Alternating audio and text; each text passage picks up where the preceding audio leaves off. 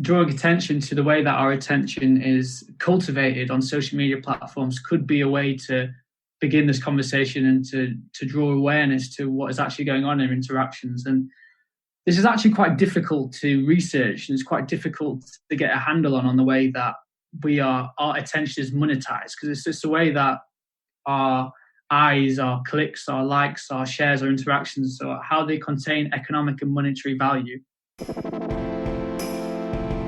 You have found the Thinking Mind podcast.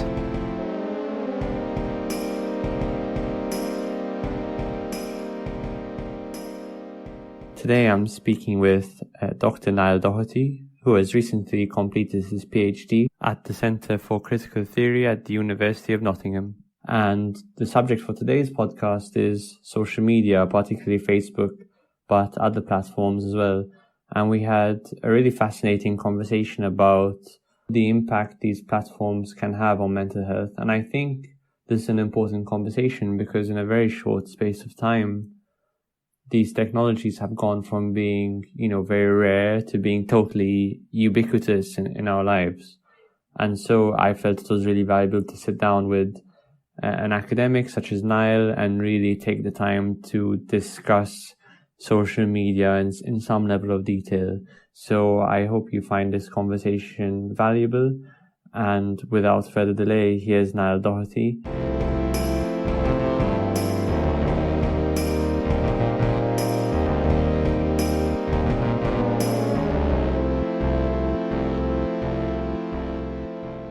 I'm here with Niall Docherty. Niall, thank you very much for coming on the podcast.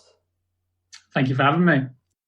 I think it would be really good to frame this conversation as a way that people can learn a little bit more about social media and these platforms that have become all of a sudden so universal and such a huge part of our lives. And I think, like many things, we don't necessarily automatically question the mechanisms at play, but it would be really worth, I think, having a conversation since you've taken the time to study social media. It would be really valuable, I think, for people to gain a bit of a better insight as to how these technologies function. And maybe we could start, if you could just discuss a little bit your professional background and your academic background. Okay, thanks. Yeah, that sounds great. So I started out exploring the political relations that structure everyday life, as you said, mainly through my degrees in politics and cultural studies. So I have a background in political theory and contemporary cultural theory. And I embarked on those endeavours at Goldsmiths, University of London. And I'm currently a thesis pending student at the University of Nottingham at the Centre for Critical Theory and Cultural Studies. And I'm now moving on to my postdoctoral studies as part of Microsoft Research New England. So I'm going to be a part of a group there called the Social Media Collective, and I'm going to further my studies. I'm basically interested in the way that human life, as you said, is ordered through discourse, how existence is produced by how it's spoken about in the world, and also by materiality, as you said, which is how environment and technology structure possible activity in the world.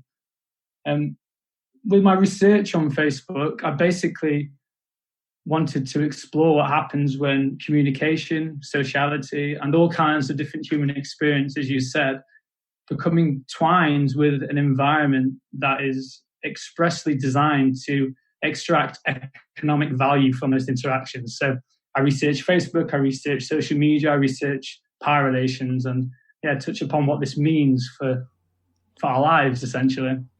Yes, because obviously one forgets that these organizations started out so small. Facebook at one point was a dream, and then it became, localized to one university, and then it grew exponentially from there. And I don't think many people had the foresight to see what eventually it would become. That would become almost a public utility as powerful as the electricity system or the phone system. What did you find in your analysis, for example, of Facebook?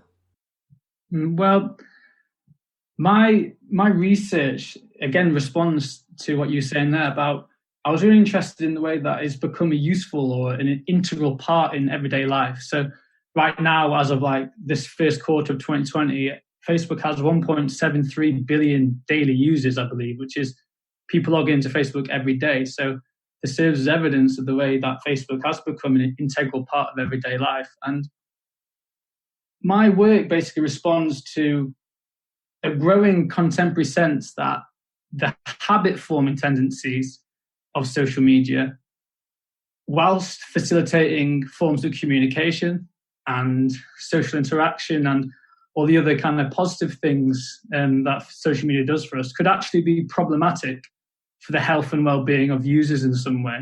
So I really wanted to explore this kind of idea that this tension between Facebook constraining human behavior in the terms of its maybe habit-forming tendencies, but also facilitating positive moments of dialogue and expression and so on.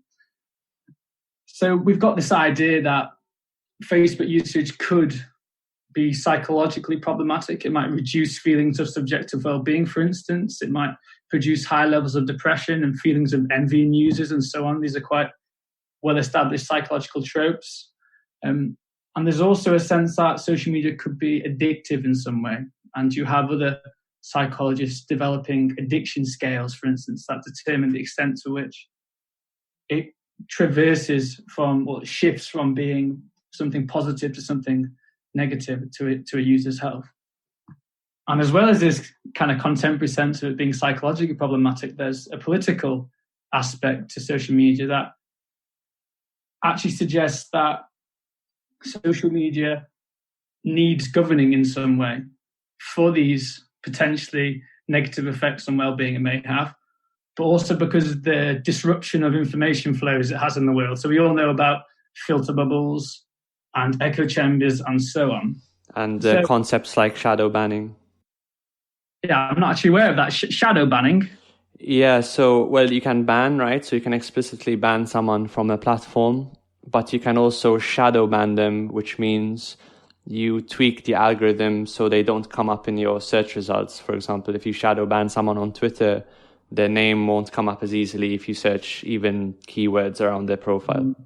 Yeah, exactly. Well, that sounds almost very much resonant with the idea of information being structured in a certain way on social media sites for the aims of particular people and particular interests there. So that's definitely resonant with that.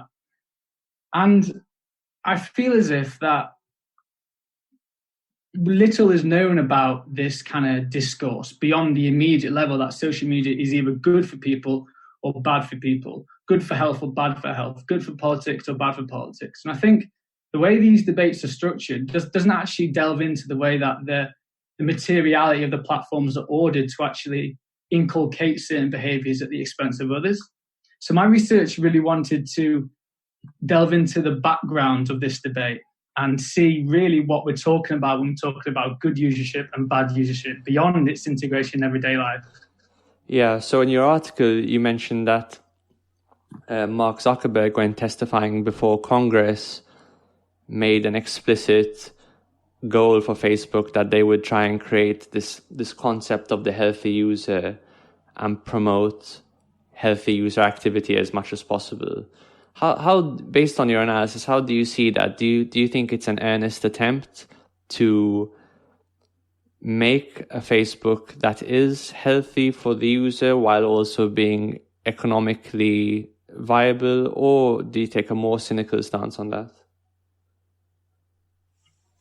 I think that's a really interesting question. And to refer to the quote that you were mentioning there, in his testimony in front of the US Senate, Mark Zuckerberg was actually asked how he and his company are dealing with reports that link Facebook usage with depression. And he actually says that his responsibility is not just to build services that people like, but to build services that are good for people and good for society as well. So this is the quote that you're referring to there. And now, as I said, I come from a background in cultural studies and critical theory. And whenever the CEO of a multinational capitalist corporation starts talking about moral determinations of good and bad and normative values of health, my alarm bells start ringing a little bit.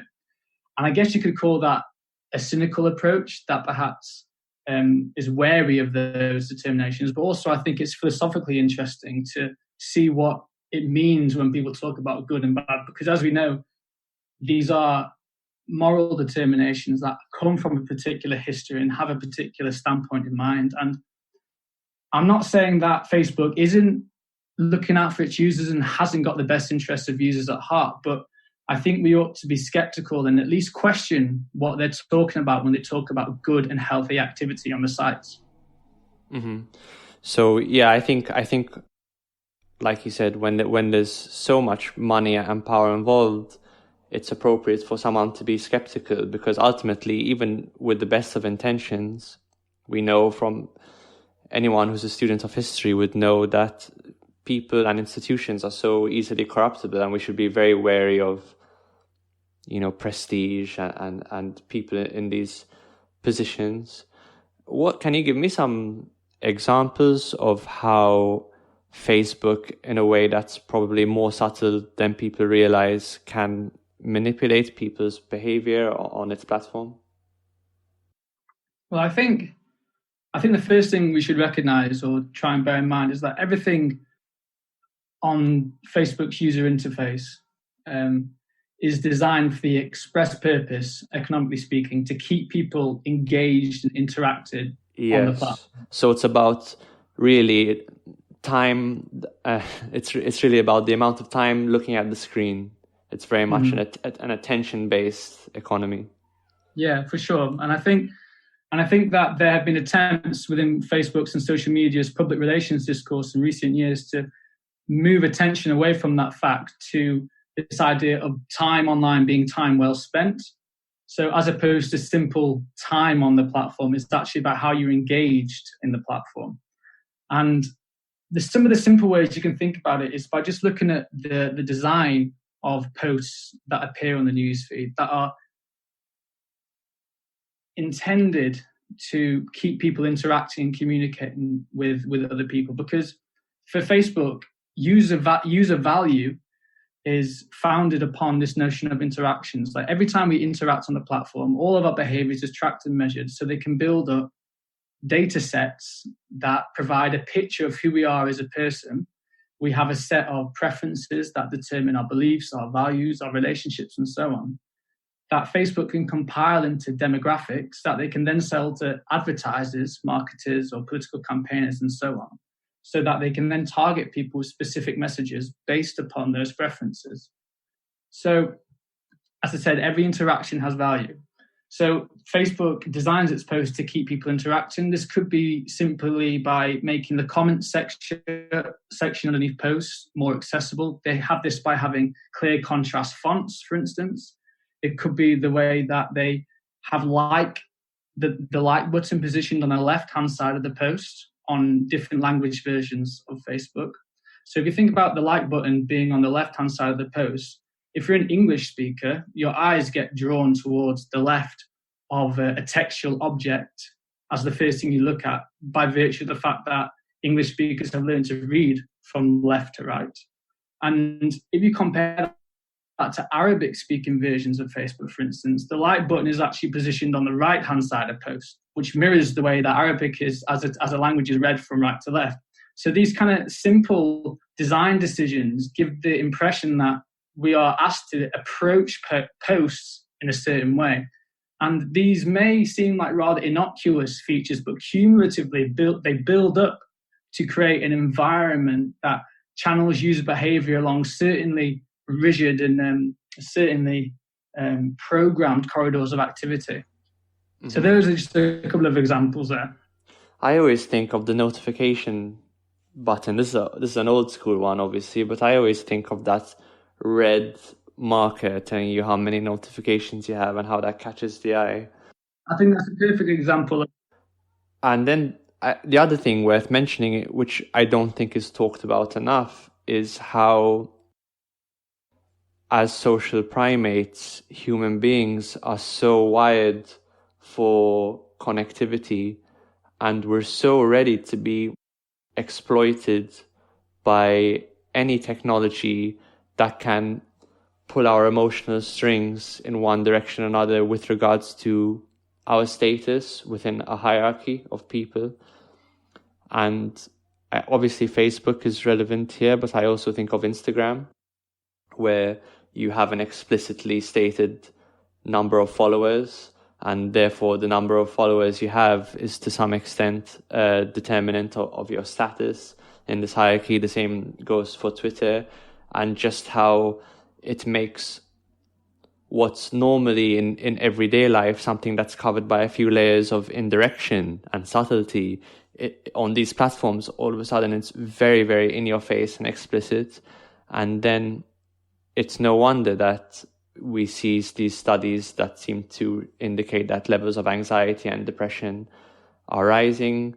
I believe there's been some work done by an American psychologist named Jonathan Haidt, which shows that particularly in younger people, and especially women, there's a rise in mental health problems that correlates nicely with the rise of social media. And we don't often think of depression and anxiety as conditions nested within our social well-being, but they very much are, because obviously when human beings evolved, we were so dependent on a group that any loss of status or any expulsion from the group or any indication that we're no longer valuable within the group was possibly life-threatening. And so we've evolved these responses, these mental responses to being ostracized. And now I think probably it started out quite organically when these companies began. Perhaps they didn't realize what was going on exactly.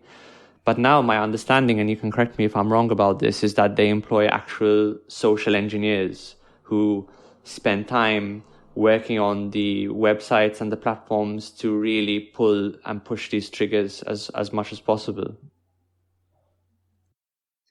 I believe that they had a study, Facebook released a study a couple of years ago that was specifically about emotional contagion. I'm not sure whether you heard about that, which is an experiment they did where they changed the composition of people's news feeds to show ostensibly positive posts and negative posts. And if by social engineering you mean the kind of the proliferation of certain emotions on the news feed, then this is something that Facebook did. Like, so what they did, they flooded the news feed with, like, as I said, with happy, positive, emotional posts for one control group, and then for another control group, they flooded it with negative posts of, like, for instance, I'm not quite sure what negative constitutes, but it's a common sense understanding of a negative post. And what they found was that the people who were in the happier control group, their likelihood to post positive statuses and like comments and so on increased, and the people who were in the negative control group, they were more likely to post negative posts as a result. Now, I think that's an example of Facebook directly social engineering the emotion of a social network. But in terms of people having them having actual people who are hired to do that, that's not something my research particularly focuses on, and it's not something I can either verify or deny. But what I think is interesting is the kind of the suggestion that social media responds to some sort of inbuilt evolutionary urge that contain within us, I think is an interesting and one way of understanding its social role and value in the world. But I try and take another approach that perhaps suggests that rather than Facebook responding to a set of predisposed evolutionary urges, the technological mediation by the platform, so our interaction with the platform, actually produced those urges in a way that they wouldn't have existed prior to that mediation. So to kind of clarify that idea, which is a slightly obtuse, almost like strange philosophical idea, is this idea that there is no user, no ideal human prior to our engagement with an environment. And I think by relying on evolutionary discourses of what the human is and isn't, you almost fall into this trap of thinking that technology is either oppressing us by restricting those urges or facilitating those urges to manifest. When actually, for me, the interesting process is precisely the relationship between user and in the interface and what that produces. Yes, so it's not a situation where you have one static thing, that's the technology, and one static thing, that's the human being. It's how do these two entities interact with each other and change each other as a result of their continual interaction. Precisely, yeah.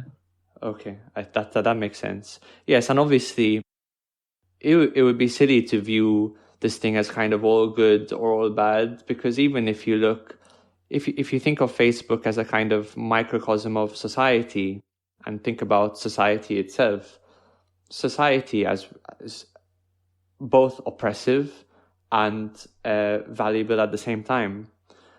And really what we have to think about is how do we minimize the oppression and maximize the benefits? What can we do to level the playing field as much as possible? But it's I guess where I'm going is it even possible to create a system of social interaction, be it a society, be it an online platform, which isn't tyrannical in some way, which isn't in some ways manipulative? I think that's an interesting question in the sense that it mobilizes a particular image of the human as an autonomous, free being, and that the human within a society has the capacity to act according to their will or their own motivations and their own desires. And again, I think that is as a very helpful way of like approaching the question of technology. But another way that I like to look at it is to think that the possibility of will, of action, the possibility of expressing the desire, is mediated by the objects that are around us in our environment, in the sense that our desire to communicate happens if we have the tools that facilitate that communication. And therefore, all communication is necessarily designed. So by that, I mean, we need to accept the fact that everything in our society, everything that we have at our hands has come from a human being at some point. And therefore, it is always designed. So if we're thinking about technologies and the way that social media specifically, if we're looking at the way that they structure sociality and the kind of ideas they have around health and well-being, what I'm saying is like, who do we want to be in charge of designing those systems? Yeah. Do we want social media companies to be the ones who define what is appropriate human activity, what is appropriate communication? Or do we want other people like doctors, psychologists, psychiatrists, for instance, to kind of help understand and determine what they are? And it's basically a political question. It's where we locate trust in society and how we conceptualize the apparatuses that are best positioned to govern life. And I think it's something that we should all be involved in, perhaps, and something that we should at least recognize. Yes. Yeah. So, yes, there's this growing sentiment now that these platforms are large enough, powerful enough, and universal enough that we can't simply go on having them being led by CEOs in a private sort of corporation without at least thinking about it and questioning it and having a conversation around, does it actually make sense to continue leadership as it is, or should we think about more informed leadership? Obviously, it's difficult to picture a kind of utopian leadership, but at the same time, one imagines that you could have a lot more of a balanced approach than simply being led by the leader of a private corporation.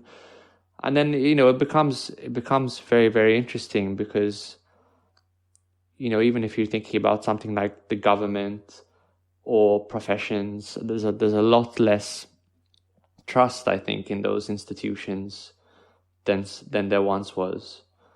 But perhaps even an earnest conversation about what might be the best for the average user, I think is still something that should take place. Mm-hmm, definitely, yeah.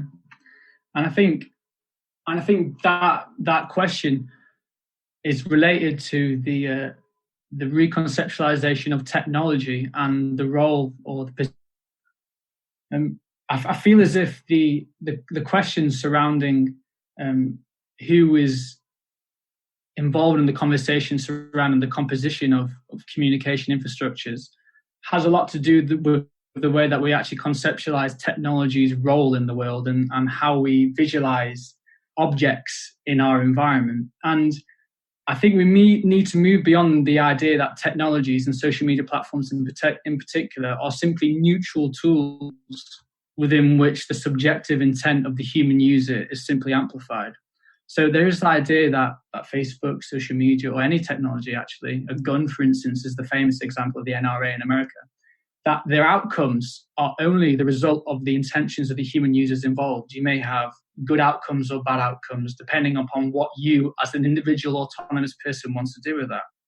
However, while this is, again, like a fair enough assessment and a good common sense kind of base for how we understand social media, I don't think it's the whole picture. And I think it actually inhibits the proper scrutiny of how these platforms direct, shape, and produce behavior according to their economic interests. So this is not to say that we're all slaves of technology, as you mentioned earlier, but I think we should recognize the way that in technologies and how we interact with them actually make possible certain actions and restrict others that reveals a more complex relationship. So we need to be aware of the way that technology, in whatever it forms, demarcates certain bounds of appropriateness simply by virtue of their design.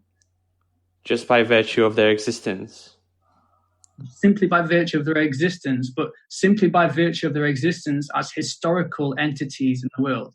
So that means that they come from a particular time and place, and they relay certain values, ideas, and ideologies that are associated with that time and place.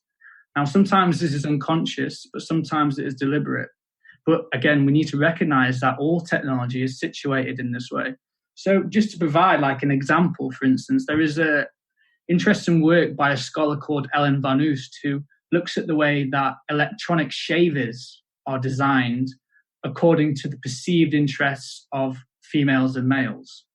Okay, so she provided a comparative analysis of the design of male electronic shavers and the design of female electronic shavers to see how gender roles are incorporated into the design of them. And what she found was that throughout the 20th and the 21st century, these two respective designs of shaver, while ostensibly fulfilling the same purpose of shaving, actually were designed and marketed as two radically different products. So on the one hand, you have a male shaver that is designed to come in like a gunmetal black colorway. It had visible screws and could be taken apart and tinkered with by its user. And on the other hand, you have the female shaver, which was pink. It came in a beauty set accompanied by other items and actually had the smell of the oil by a perfume. So Van Oost asked us to ask what's going on here. Like, why are these two different designs? And she argues that the way these technologies are designed actually respond to gendered constructs of ideal users that respond to this idea of the technologically adept male user who would want to tinker around with his product, being the powerful man in control of technology, while the female user is presented as a passive individual who is supposedly uninterested in this aspect of their technical objects. They're not bothered. They want some like fancy, pretty shaver to do the job. But on the other hand, more interested in aesthetic value rather than functional value. Exactly, yeah. There's this kind of preconceived, obviously false idea and gendered idea of what a female user would want from a shaver and what a male user would want from a shaver. So even today, we can look at the way that shavers are like marketed and designed, and we just like you go down the shopping aisle in Boots, you can see perfect example, the same product just being vastly marketed in vastly different ways. So there is no way of them basically saying that technology can be neutral, and it can never really be ever neutral. So my work is kind of aimed at like specifically explicating ideas hidden within technologies in order for us to get a better account of the stakes involved in our interactions with them. And we may find they align with our beliefs, but we actually may find they do not align with our beliefs, okay? So it's about raising awareness and knowledge of the particularities involved in the communication infrastructures of our society. And technologies can be designed consciously, they can be designed thoughtfully, and they can be aware of social imbalances of power. Okay. And I'm not saying that they can't be, but again, it relates to this question of who gets to decide what is fair, who gets to decide what is accountable, what is transparent, and so on. Okay. So no technology can ever claim neutrality, but we can at least take steps to make the design as inclusive as possible. Yeah, so we definitely want more thought at the top end, and then it's striving towards, actual health rather than just purely seeking economic gain. But then how should we think about how can we best empower the user as well? I think it does go back to this idea of what technology is for individuals and humans in the world, and what technology actually constitutes. Because if you have a tool view of technology whereby we are free to use these tools in whatever way we want, all the responsibility is placed upon the individual to take on the pains of that existence upon their own shoulders. Whereas if we have a more relational conception of technology whereby the interaction between user and machine is actually the thing being produced, the responsibility actually goes onto the people designing these products to think about what they're doing and how they might be changing or interacting with the lives of the individuals. Yes. But presumably we should be having a conversation about shared responsibility between platform designers and users. Yeah. I think in today's political discourse, I think that is perhaps the most productive route to go down.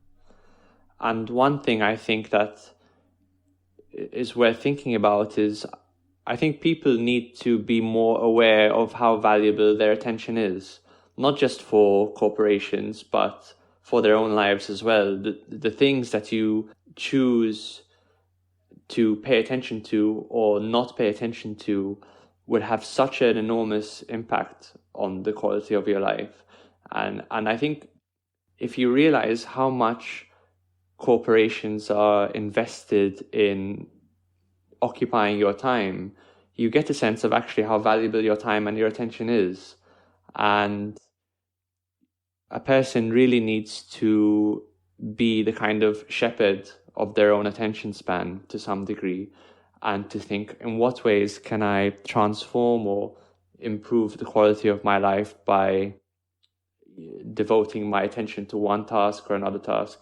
And to be honest, a lot of that is probably just avoiding social media or minimizing it to the degree that one can, or being very, very aware of how you use it. Because obviously these are, like we've discussed before, these are tools that can be used. They can be used to help, a person, for example, start their own business or whatever their endeavors are. But at the same time, we have to be aware that there are all these very, very powerful forces operating on these technologies, which tend to lure people's attention in unproductive directions.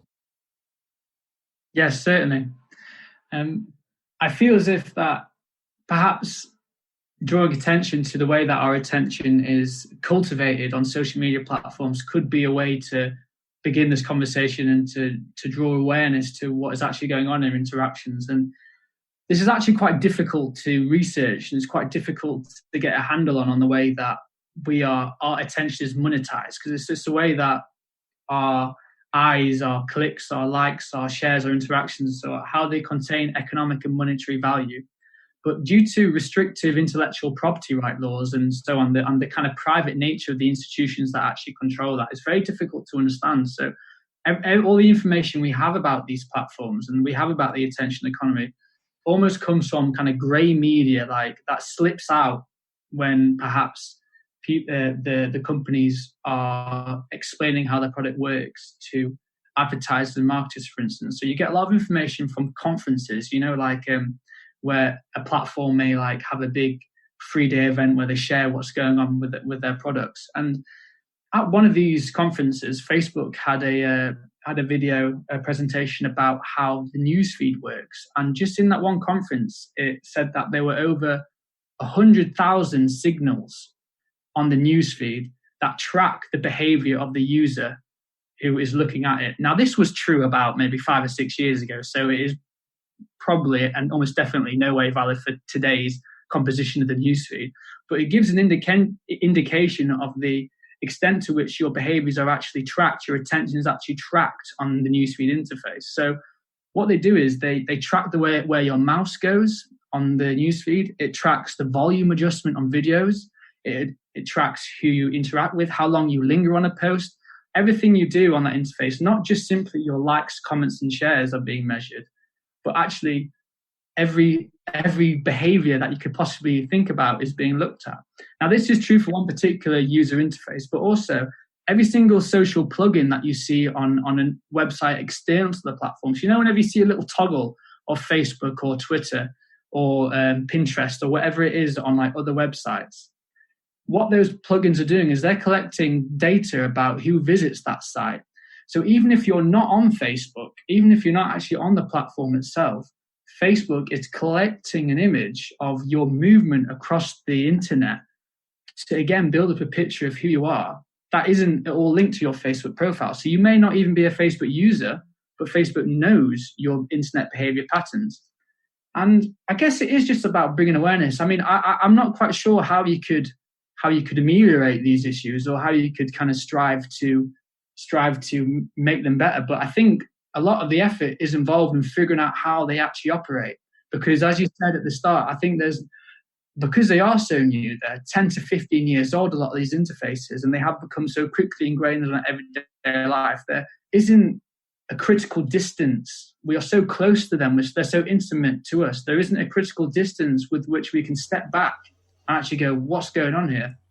Yes, and now, of course, we're talking in times of the coronavirus pandemic where the future has really come forward in a big way, where if these technologies occupied a certain percentage of our lives, now even more so, even more have we started living in the digital realm, perhaps, 5, 10, 15 years ahead of where we might otherwise be. And now we're spending, it's very, very strange to see people's social lives now almost entirely online or on Zoom. So now more than ever is a time to get a more in-depth understanding.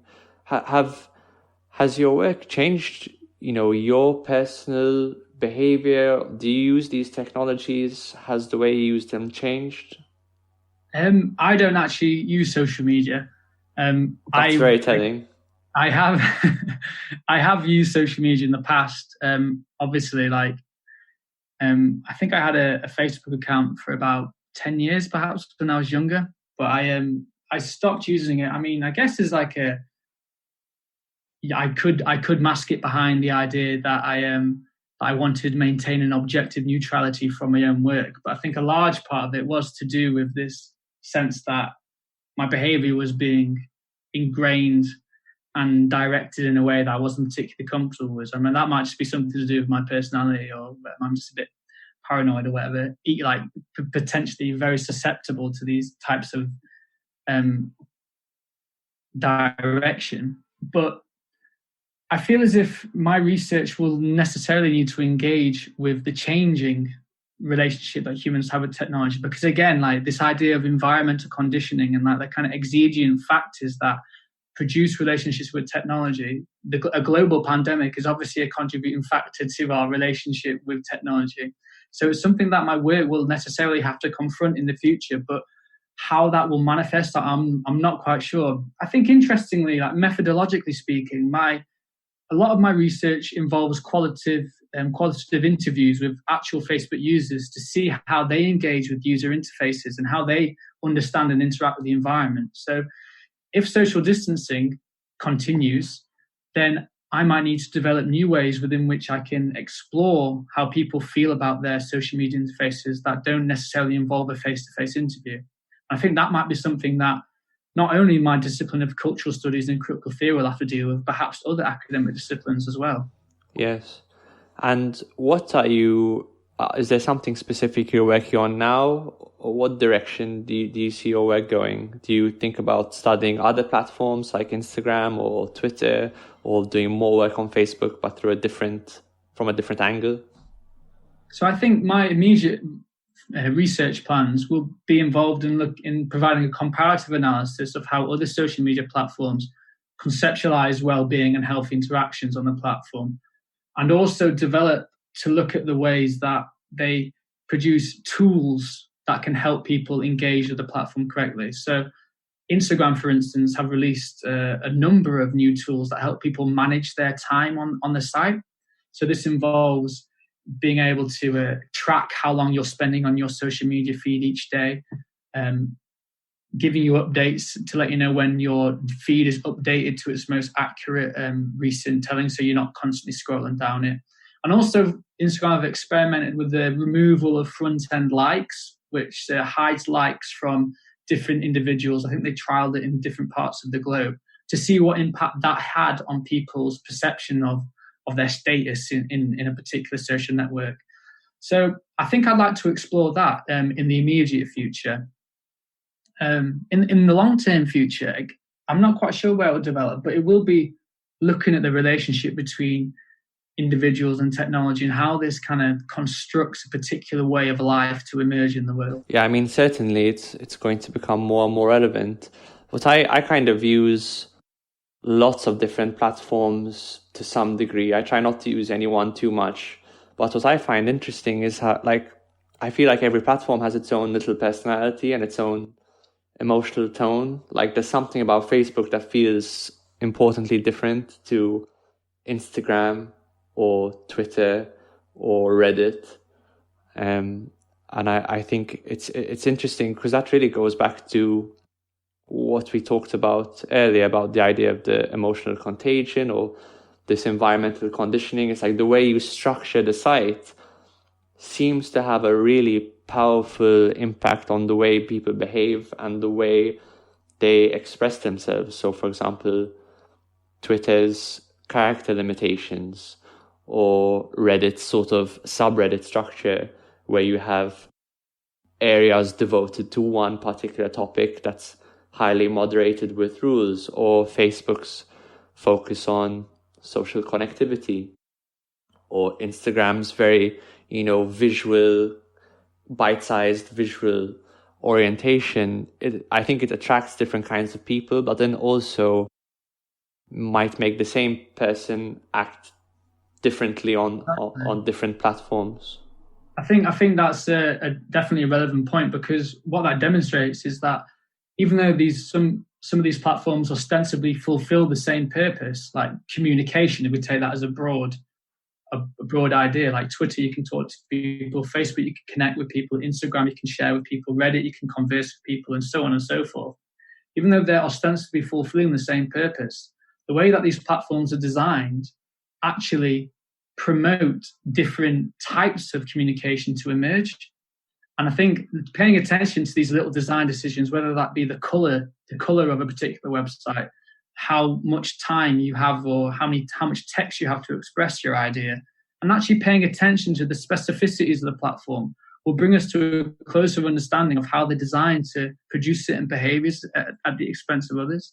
And I think that this does involve the audiences involved in social media. So you can relate it just to everyday conversations. So when you're having a conversation with someone one-on-one, the nature of that conversation and the content of that conversation is determined by the fact that you're only speaking to one person.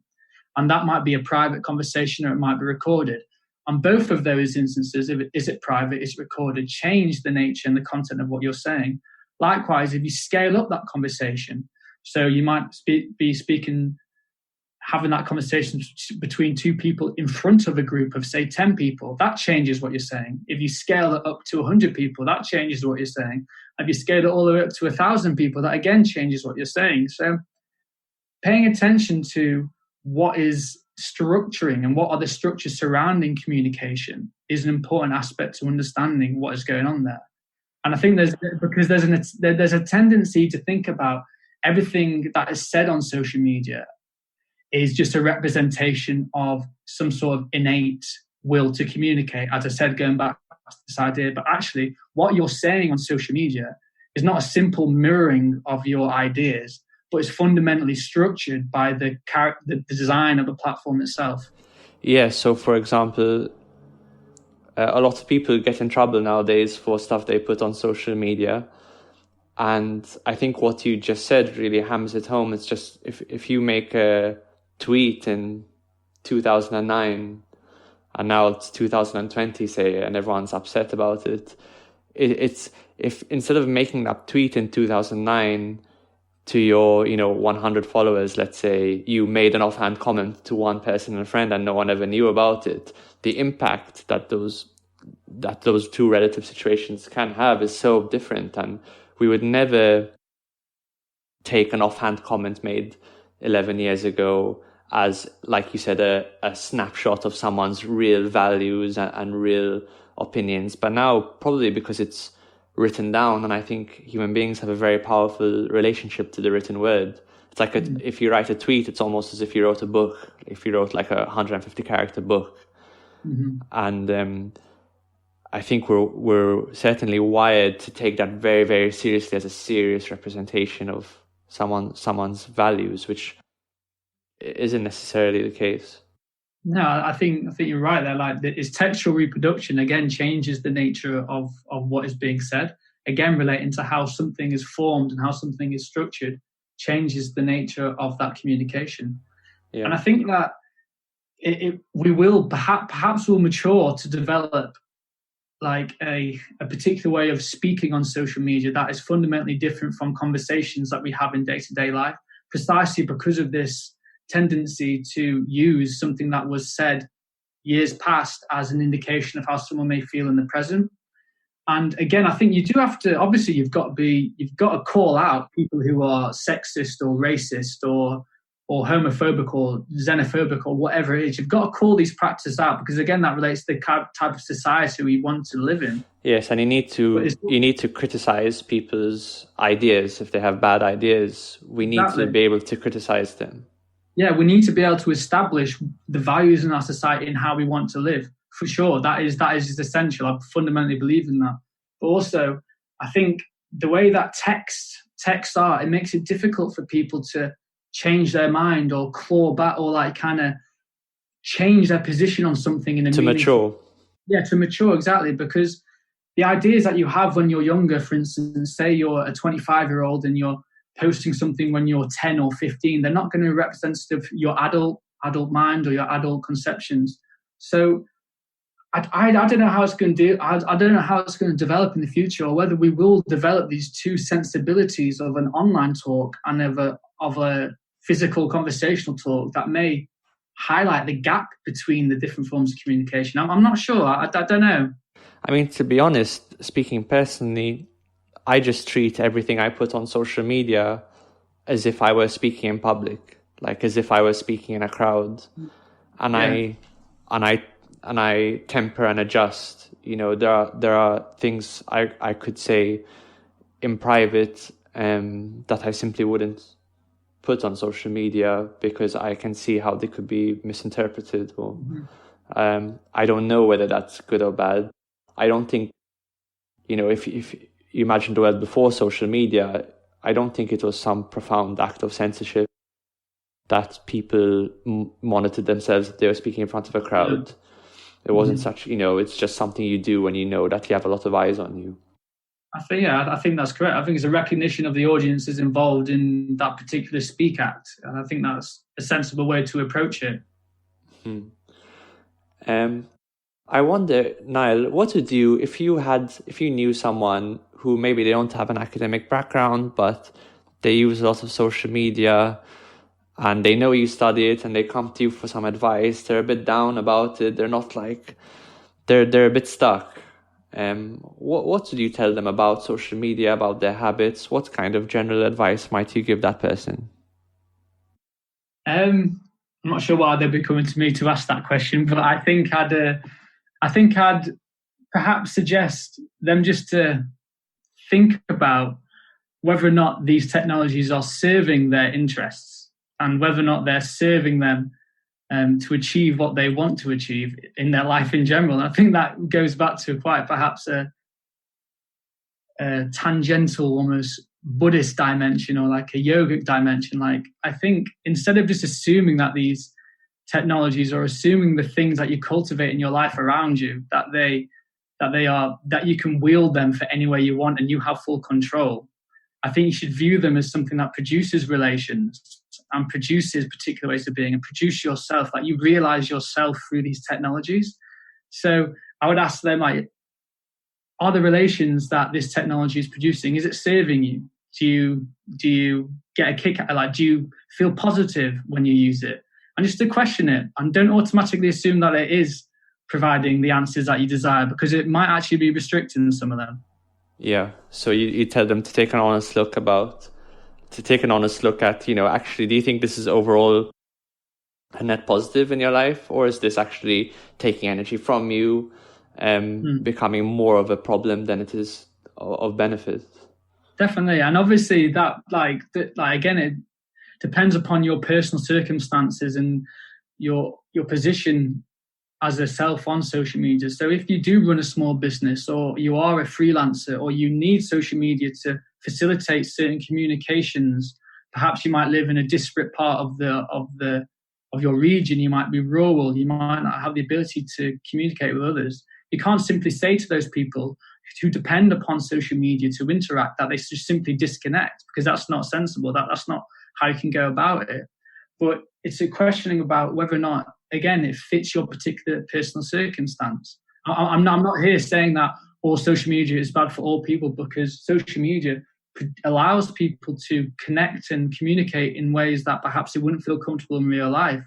You know, like people who might have social anxiety, for instance, or people who are physically unable to leave their house and they need to connect online, that it serves a perfect purpose for that. But what I want to draw attention to is the way that it's about specifics. It's about figuring out what it's doing for you at that moment in time, I think. Yeah, I think that makes perfect sense. And it's very much about, taking responsibility for how you use these and just making sure that you have your own best interests at heart. Yeah, exactly. Because rather than passively engaging in it, we can't assume that the platforms have our interests at the best heart. Before we get to a position where we have a social responsibility, as we were saying earlier, a social conversation from the top down about who's involved in the production of these behaviours, now is the time, I guess, to take responsibility before the level of kind of societal consolidation, perhaps. I think it is required for us to take some sort of... And even after, because even if the top-down structure improves, there's no guarantee that it's going to be perfect, or any guarantee that's going to be beneficial for you, the individual. So it's still up to you to be conscious of how these things affect you. Definitely, 100%. Well, Niall, thanks very much for your time. Before we wrap up, usually I give my guests to ask me a question, because I ask you a lot of intrusive questions. So if you have any particular questions for me, now's your time. Okay. Well, I guess I'm always interested in how individual humans incorporate social media into their lives, and how it helps facilitate various aspects of their life and their personality. So could you perhaps explain or talk about how social media factors into your professional existence? For instance, we're on this podcast right now. That could be a form of social media, and how it has integrated itself in your personal life as well, and how you view that. Yeah, I think I wouldn't say I'm totally conscious about how I use social media, but I'm at least semi-conscious about how I'm using it as tools in my life. So I would say I use Facebook primarily for social engagement with close friends who I may not be geographically close to. And then the thing that keeps me on Facebook, as a matter of fact, is just the event planning option, where sometimes you get invited to particular events that otherwise you would never hear about it, events with friends, like even small kind of intimate gatherings. And then Facebook also provides that ability to kind of see how people are doing, which sounds a bit voyeuristic, but yeah. And then I use Twitter very strictly for example, promoting this podcast. And I don't use it personally at all. And I find Twitter is much more about, I find Twitter a lot more political than Facebook, and a lot more about information and less about social connectivity. And then sometimes I use Reddit, and that's more for, like I said, getting a deep dive into a specific topic. Because for people who don't know, on Reddit you can join a subreddit that's devoted to a specific topic. So if you're interested, for example, in psychiatry, there's a psychiatry subreddit which you can use. It's like a community built around a particular topic. And then I use a bit of Instagram for podcast promotion as well. Oh yeah. So I'm very conscious about how these things affect me, because I do find that, especially now in the case of the pandemic, where the ratio of in-person socializing to online has really decreased, I'm very much aware that, just like there's high nutrition food and low nutrition food, I feel like online socializing is very low nutrition compared to in-person, where you have a much more rich ability to connect with someone. Even things like, body language, eye contact, all that non-verbal stuff, touch and things like that. That's a factor in how people connect with each other, which you just don't have online. And I think after spending a lot of time online, socializing, even on Zoom and things like that, I often feel more depleted than full up, if you know what I mean. So that's, if nothing else, that's telling. I think that's an insightful point, in the sense that on social media, and again, it relates to this idea of a textual form of communication. There's something is gained when we transform communication into text, but also those non-verbal cues, the kind of different things that are going on in an interaction, that's completely lost, I think, in some ways. And it's reproduced in other ways. Like, for instance, you could have the emoji that could help kind of symbolize that non-verbal paralinguistic communication. But I think the frequency of Zoom meetings or FaceTimes and so on to communicate almost highlights that as humans, we perhaps require a bit more than that. And I think that's interesting to hear you say that, because I think I'm inclined to agree. Yeah. Well, thanks very much, Niall. I'm very grateful for your work. And perhaps in the future we can do this again. I'm sure there'll be lots more to talk about. Perfect. Yeah, that sounds great. Thank you. Thank you very much. You are listening to the Thinking Mind podcast.